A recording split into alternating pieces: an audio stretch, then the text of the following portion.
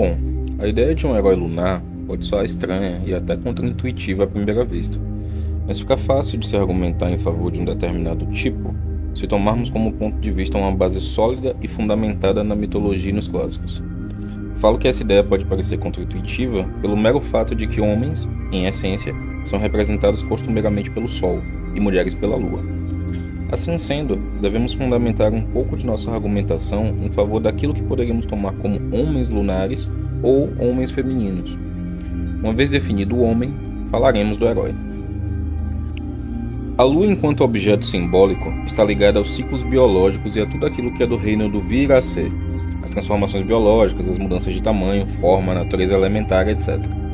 Liga-se então ao feminino e à natureza, portanto, em sua extensa transição de ciclos e paixões, qualidades que fazem parte das ideias de uma realidade, por exemplo, sublunar ou supralunar, sendo a segunda relativa a tudo aquilo que supera o conhecido, o circunscrito, a Lua. Daí a expressão lunático, que diz respeito propriamente à ideia de pensamento circular, por exemplo. E a primeira, o mundo sublunar, diz respeito justamente àquela realidade do que foi dominado e subjugado pelos ciclos da matéria.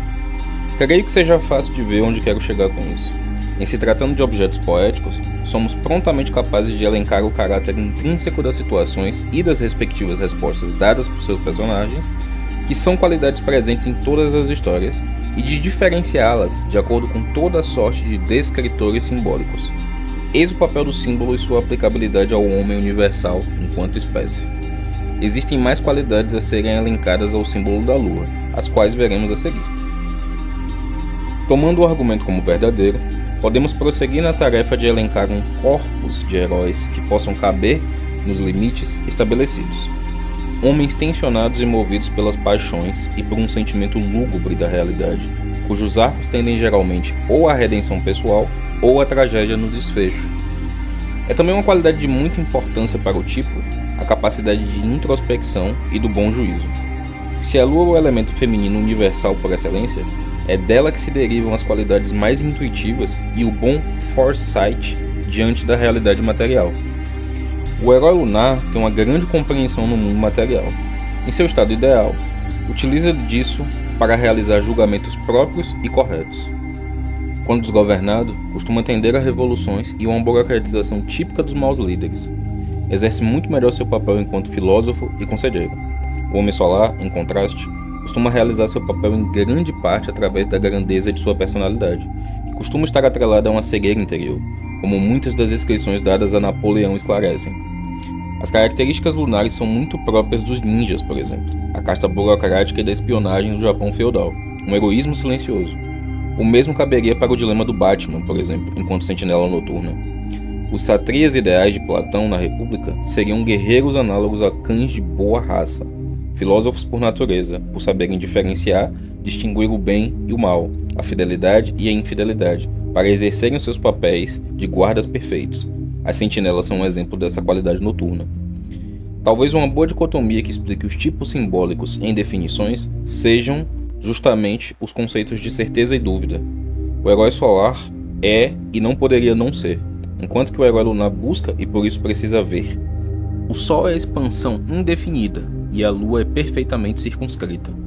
É por isso que a fé perfeita de Maria e a verdade que encarna em Jesus Cristo são os exemplos máximos da Lua e do Sol em suas características mais aperfeiçoadas, na medida em que a fé perfeita é o exemplo máximo da devoção ao Sol, ou seja, a Deus, e o amor infinito de Cristo é a própria encarnação daquilo que é. Talvez o exemplo mais adequado em termos mitológicos do herói lunar no mundo antigo seja Orfeu, um semideus de talento musical e encantatório notáveis, traços notórios de tudo aquilo que é lunar em suas características mais oníricas, ilusórias, ansioso por uma realidade conhecida, palpável e segura. Orfeu se dirige ao mundo interior, ao submundo, na tentativa de resgatar sua amada, confiante em suas capacidades encantadoras. Orfeu é, por definição, o desbravador dos mistérios quitônicos, subterrâneos, na esperança de que suas ações possam mover montanhas. Flectere sinique superos aqueronta movebo. Algo como, se não posso mover as forças de cima, as forças superiores, moverei o Aqueronte, o rio do inferno. Suas habilidades artísticas são inquestionáveis, mas seu propósito é fraco, como um típico homem lunar, introspectivo e autoiludido, razão pela qual não pode tomar verdadeiros saltos absurdistas e confiar no acaso. Seu papel não é o de conquistar, mas o de aconselhar. Em todos os cenários, fica claro que seu temperamento engenhoso, conhecedor, discursivo e, em última instância, oracular, são pouco próprios do herói solar, capaz de mover montanhas, mas perfeitamente alinhadas ao herói lunar, que não exerce função de protagonismo na história humana, e sim um papel da correta devoção e do justo alinhamento ao comando divino no cumprimento do dever. A história de Orfeu ilustra muito bem ambos aspectos narrativos do herói lunar, tanto da tragédia pessoal, ao ser despedaçado pelas bacantes, numa exortação simbólica de seu desespero por se libertar do mundo material, um sentimento devastadoramente gnóstico, quanto o da redenção pessoal na tentativa de comunicar as profecias enquanto exercia seu papel de vate, ou oráculo, como um receptáculo da verdade. Sua música funciona como uma exortação de sua compreensão intuitiva da realidade concreta, transposta em termos universais, mas seu verdadeiro papel deve ser o de comunicar o discurso dos deuses. Para alongar um pouco a reflexão e fornecer mais perspectivas, alguns exemplos da cultura pop. Haito Yagami é um exemplo de um feliz encontro de uma mentalidade tipicamente lunar, que é a do povo japonês, um povo marcado, por exemplo, pela revolta dos satrias e pela burocracia natural, praticamente, intrínseca, com a construção de um conflito psicológico puramente ditado por meios materiais. Kira contra Ellie se caracteriza como um conflito entre personagens lunares em orientações distintas, mas semelhantes. É basicamente o conflito entre burocratas e tecnocratas. A própria ideia de Kira representa uma projeção, uma sombra na parede que simula a presença de um deus, além do nome do próprio Yagami ser de fato inscrito com kanji de lua, ou de Misa liderar um culto à luz no fim do mangá, um culto à luz da lua. A orientação trágica dessa história é evidente, já que a lua aqui seria justamente o símbolo da busca pelo aprisionamento do mundo em um simulacro da ordem. Podemos ver outros ângulos também, numa exemplificação de natureza lunar, dessa vez em contraste com o Sol, em várias dinâmicas, na verdade, como a dinâmica entre o Yang Wenli e o Reinhard von Lohengrin, de Legend of the Galactic Heroes, o segundo sendo o leão napoleônico, conquistador, enquanto o primeiro exerce a função de historiador, filósofo, que é o exegeta por excelência do enredo, desejando a todo tempo despertar do pesadelo que é a história, como o próprio Stephen Dedalus, que é outro herói lunar. Oberstein seria ainda um outro expoente do arquétipo de herói lunar em sua máxima capacidade de organizar e administrar o mundo moderno. Dinâmica similar pode ser intuída na relação entre Naruto e Sasuke também, especialmente se levarmos em conta as habilidades do Sharingan. A ênfase aparentemente demasiada nas habilidades visuais em Naruto está relacionada ao que já falamos anteriormente, quanto à necessidade do herói lunar de percrustar os mistérios e ver com os próprios olhos.